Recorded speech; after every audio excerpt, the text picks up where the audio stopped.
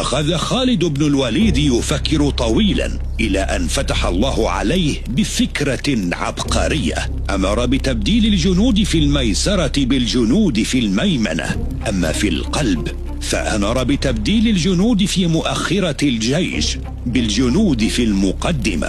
وبهذا سيظن الروم أن هناك مددا قد وصل لهم. لم يكتف خالد بهذا، فأمر المسلمين أيضا بارتداء ملابس جديدة وتنظيف سيوفهم ودروعهم من آثار المعركة. وأمر بضعة من فرسانه بالتراجع بعيدا خلف الجيش إلى منطقة تكثر فيها الرمال. وقبل بداية المعركة ينطلق هؤلاء الفرسان بخيولهم بأقصى سرعة ليثيرون الغبار ويكبرون بأعلى صوتهم، ثم ينضمون إلى صفوف المسلمين. كانت هذه خطة محكمة لزرع الرعب في قلوب الروم وحلفائهم.